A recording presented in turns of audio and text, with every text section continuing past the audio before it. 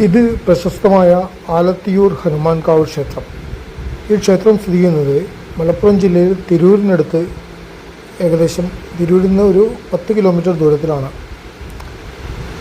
ഈ അമ്പലത്തിലെ ഏറ്റവും വലിയ പ്രത്യേകത എന്ന് പറഞ്ഞാൽ ഇവിടെ ഹനുമാൻ, അതായത് ആഞ്ജനേയ ഭഗവാൻ ആണ് പ്രധാന പ്രതിഷ്ഠ.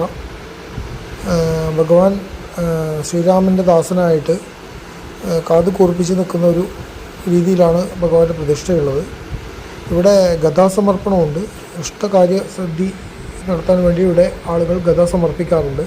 പിന്നെ അവിൽ കുഴച്ച് നിവേദ്യം ഉണ്ടാവാറുണ്ട്. പ്രധാനമായിട്ടും ഈ 2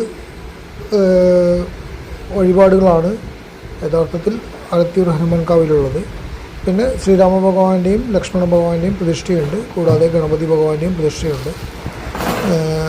രാവിലെ നട തുറന്ന് രാത്രി നട അടയ്ക്കുന്ന രീതിയിലാണ് ഇവിടുത്തെ പൂജാ സമയക്രമങ്ങളെല്ലാം. ഉച്ചയ്ക്ക് അന്നദാനം ഉണ്ടാവാറുണ്ട്.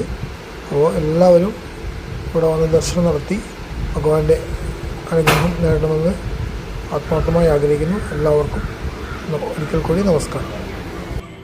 എൻ്റെ വീഡിയോ ഇഷ്ടമായിട്ടുണ്ടെങ്കിൽ എല്ലാവരും വീഡിയോ ലൈക്ക് ചെയ്യാനും കമൻറ്റ് ചെയ്യാനും ഷെയർ ചെയ്യാനും സബ്സ്ക്രൈബ് ചെയ്യാനും മറക്കരുത്. എങ്കിൽ മാത്രമേ എൻ്റെ ഏറ്റവും പുതിയ വീഡിയോകൾ നിങ്ങൾക്ക് കാണാൻ സാധിക്കുകയുള്ളൂ. എല്ലാവർക്കും ഒരിക്കൽ കൂടി നമസ്കാരം, നന്ദി.